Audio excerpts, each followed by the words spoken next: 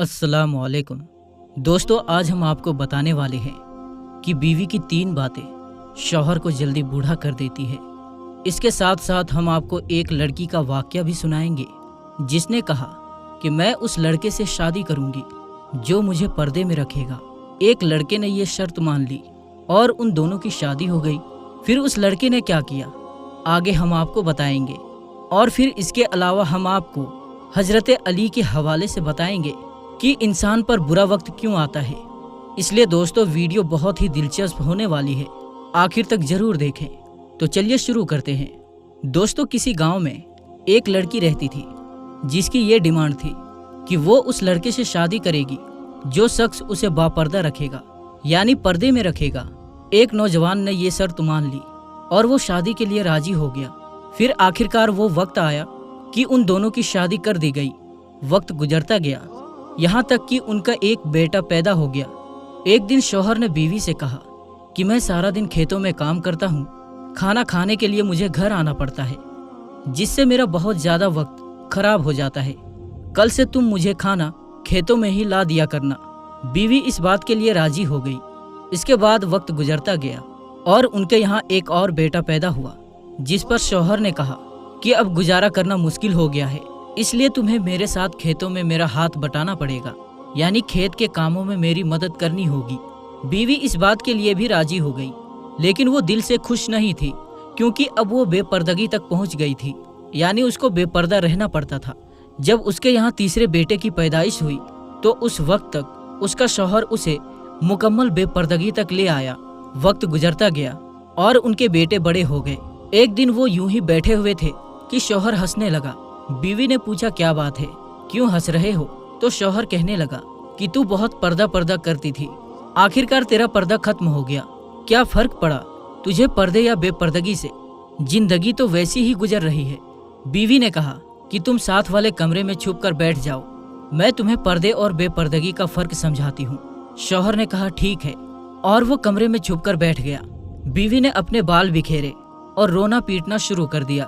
पहले तो सबसे बड़ा बेटा आया और माँ से रोने का सबब पूछा कि माँ तुम क्यों रो रही हो?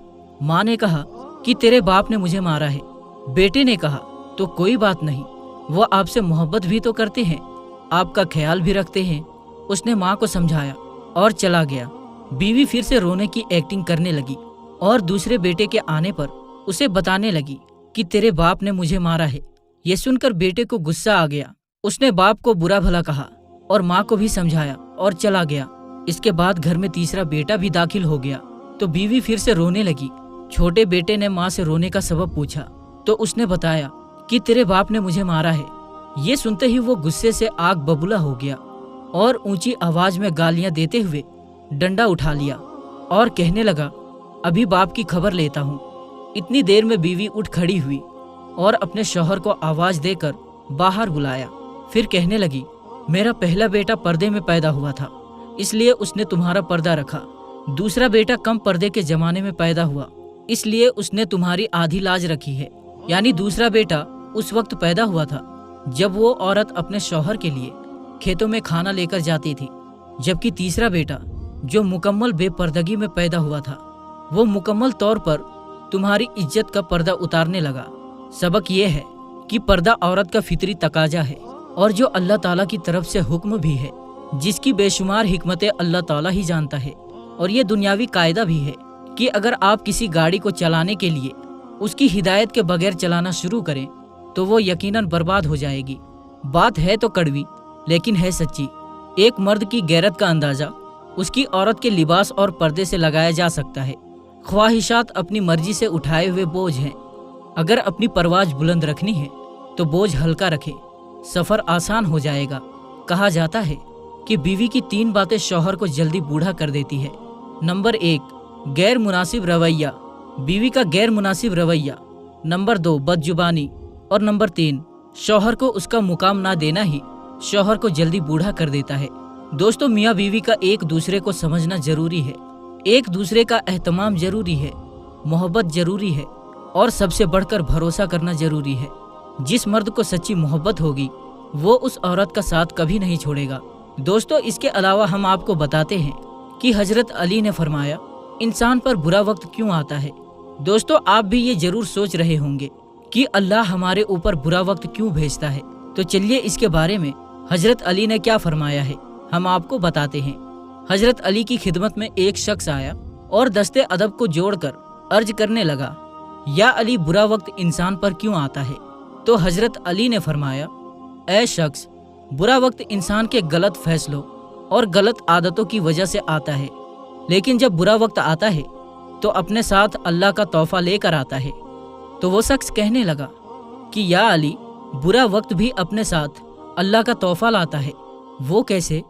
बात जब यहाँ तक पहुँची तो हजरत अली फरमाने लगे, याद रखना, बुरा वक्त अल्लाह की तरफ से इंसानों के लिए पहचान का आईना है। जब इंसान खुशहाल होते हैं, खुश होते हैं, तो उनके इर्द गिर्द अपनों में छुपे गैर और गैरों में छुपे अपने उसे कभी नजर नहीं आते। लेकिन वक्त बदलने लगता है तो इंसान के चेहरे से नकाब उतरने लगते हैं। मैंने हुजूर सल्लल्लाहु ताला अलैहि वसल्लम से सुना कि जब बुरा वक्त आता है तो इंसान के दोस्तों और रिश्तेदारों के चेहरे से नकाब उतर जाता है ताकि इंसान उसे पहचान ले, और जब अच्छा वक्त आता है तो इंसान के खुद के चेहरे से नकाब उतर जाता है ताकि जमाना उसे पहचान ले।